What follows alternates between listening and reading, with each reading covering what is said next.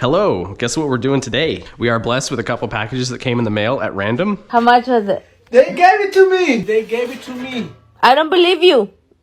Why? Today, we're gonna get rid of this thing. And I've got my camera set up on this old rickety tripod that I used to make TikTok skits a long time ago.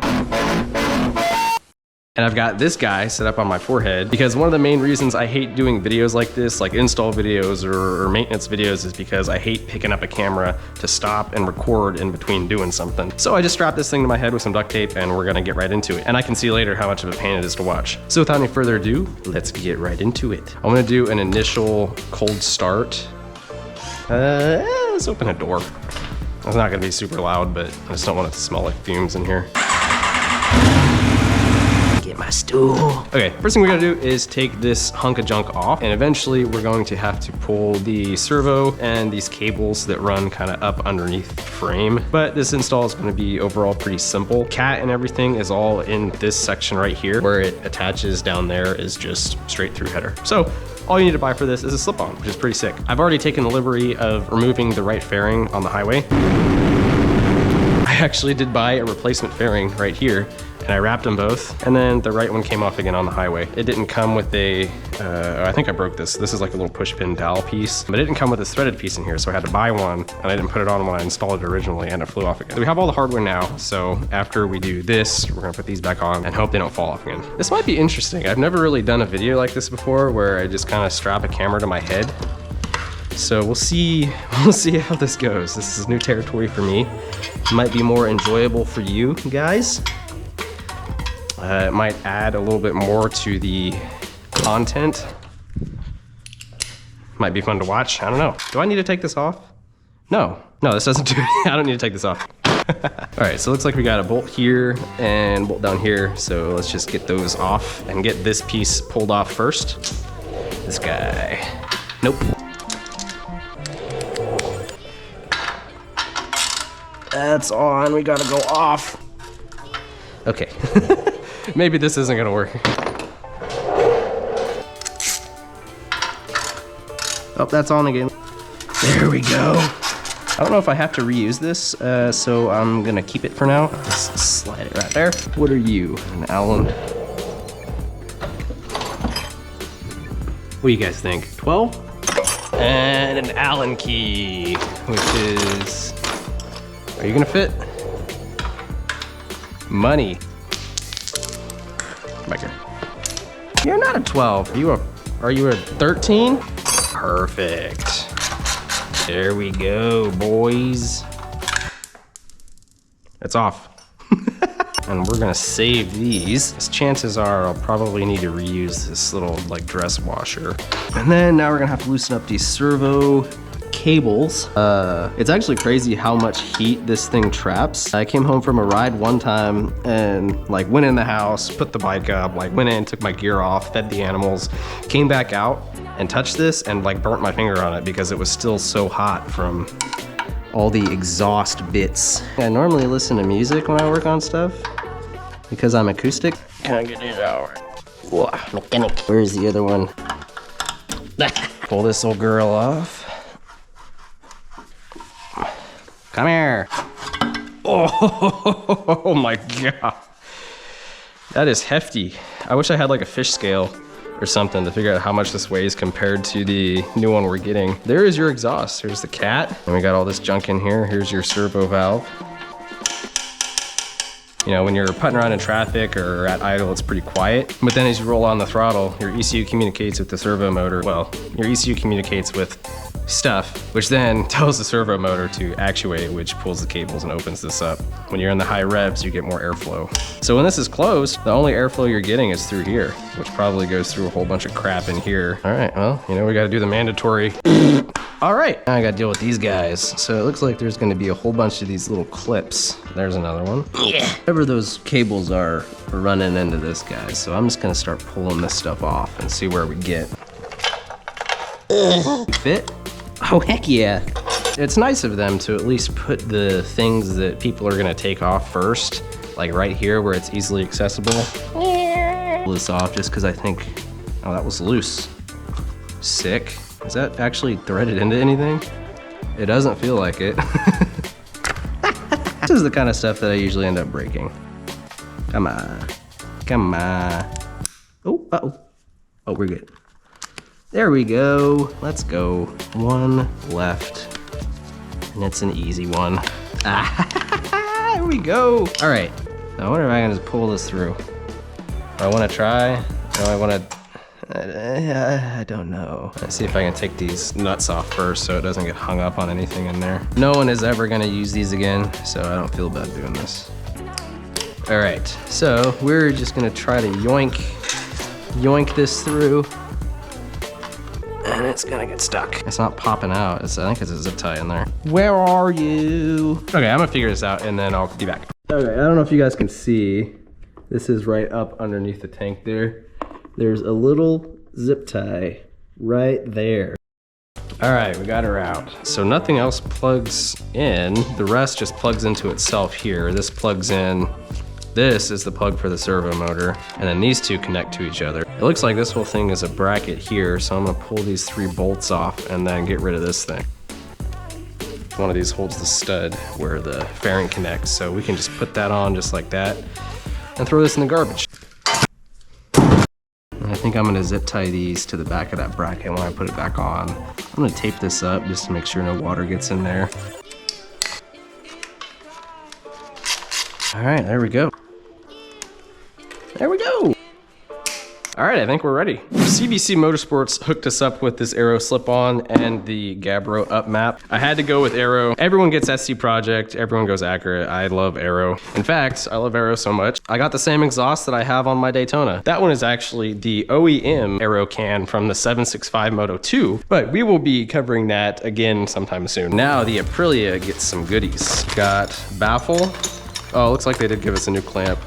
Nice. And oh my goodness, that's crazy. I mean, just like just comparing the two, look at the difference. I mean, this weighs nothing. Oh my gosh, that's beautiful. That is a huge opening. There's barely anything in there. Oh, this is gonna be bad. When these things go through their first heat cycle, the oils from your fingerprints can actually burn onto the exhaust. You want to keep it looking nice and fresh and clean, so I'm gonna go get some new gloves. Oh, this is gorgeous. Kind of loose fit this. Make sure everything bolts in. Oh, look at that.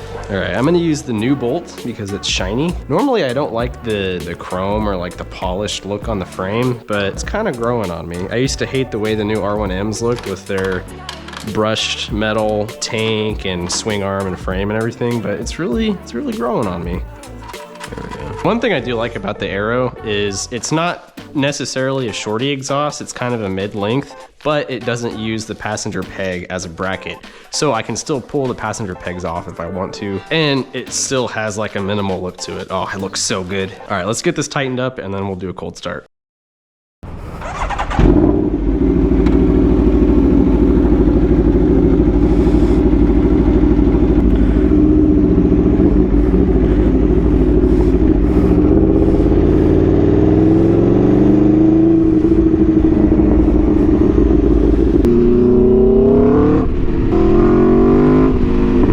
It's been a while since we made the first half of this video, but we do have the new exhaust on. I've done a few other things to it since then also, but it's got the new exhaust. Woo! And it sounds good.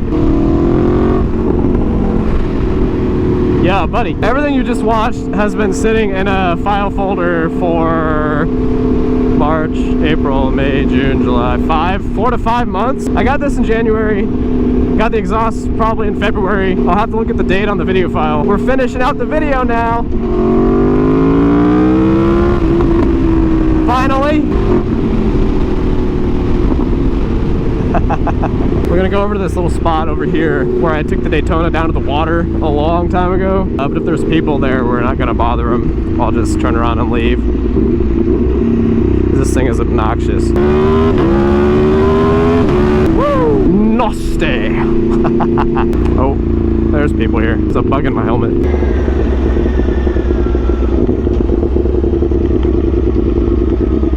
We'll go right here-ish. In the shade.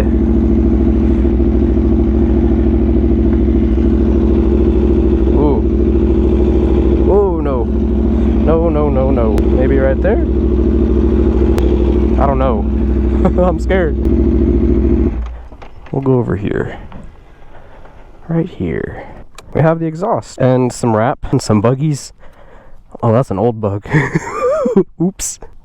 Oh yeah. I guess while I'm here, I'll do a little walk around since I haven't really touched on this since I got it. Going from the front to the back, we got a new Puig, or Puig, how do you pronounce that? Puig windscreen. We got Tiny Bot vinyl, midnight benzo green. We got the little flush turn signals. We got the highway pegs. We got the Aero slip-on with the Gabbro up map. We got whale tail delete. We got the domino grips, which are old. I need to get a adjustable clutch lever because I have short little sausage fingers. It's hard to reach that clutch, and it's not adjustable. Italian V4 non-adjustable clutch lever. Okay, let's get out of here. I brought the mic. I wanted to do some pure sound, but I don't think I need it. I honestly think if I turn the mic to the lowest gain, this exhaust would still blow it out. So we're just going to use the GoPro for now, the old helmet mic.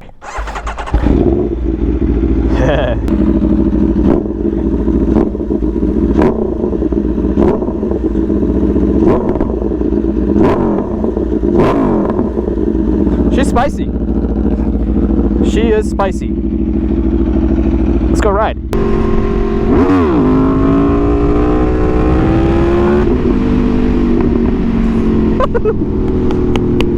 Yeah!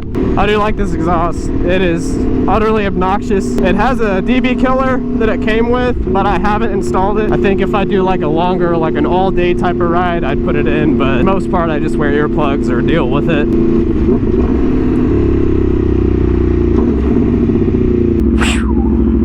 I like that. Man, I wish there wasn't so much vegetation in there. I love pulling the bike off in like trees. Make me forget that I'm in Oklahoma. Always makes me feel like I'm somewhere else. That's awful, but you know, trees are cool. All right.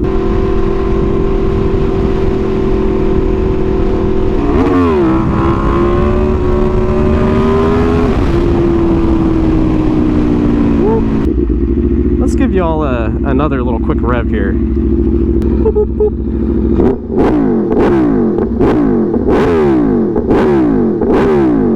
The green wrap just sparkles. It sparkles, man. Look at it. It sparkles. Oh, I'm still Blue Devil Moto with some sparkly green wrap, I guess. I thought about doing blue again, but the flake in the wrap actually matches the flake in the paint. It's sick. And I learned a lot wrapping this bike. I wrapped the Daytona, but I kind of just did sections because the big fairings on it are really annoying to deal with. And I wrapped this tank in 3 pieces, and it's hard to tell unless you're right up next to it, inspecting it.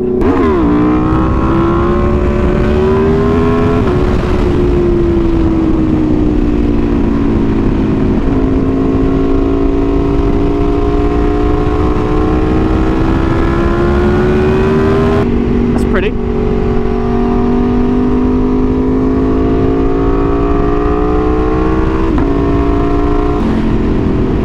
It'd be beautiful to have a home out here, out in the middle of nowhere. Get to listen to ding-dongs like me all the time.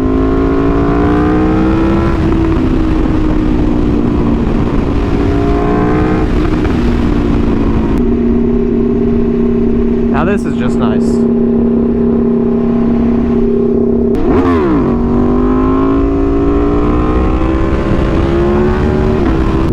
Can I turn around up here? Ooh.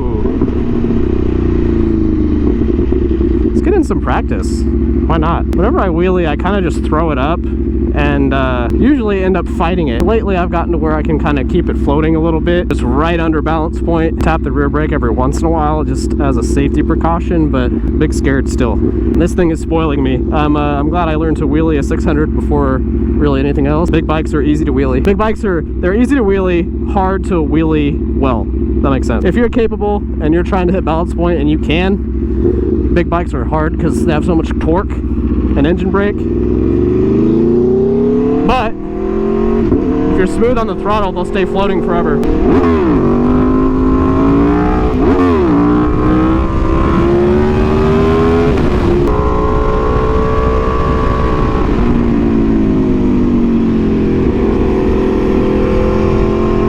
Also not used to having all this weight on my back.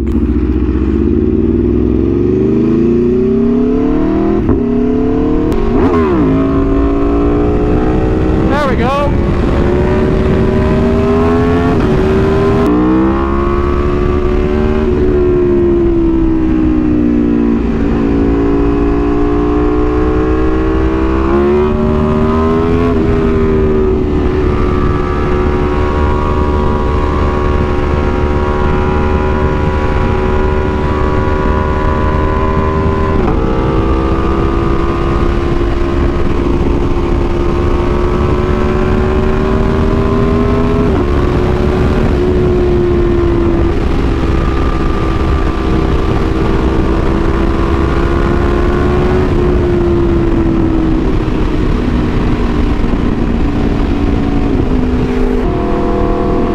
I've never been straight, actually. I'm gonna go straight. Oh, this was a mistake. I don't want to go in there. Maybe I'll go in here.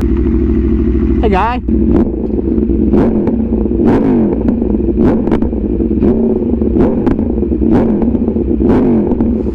Yep.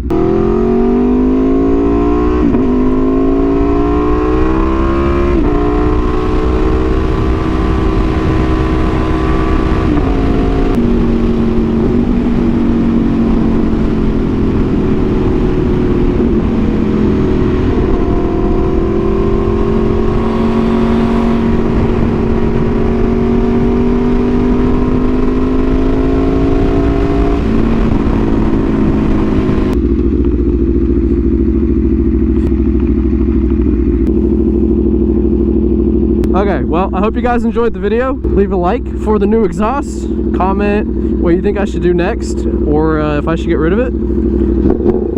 Peace. Love y'all.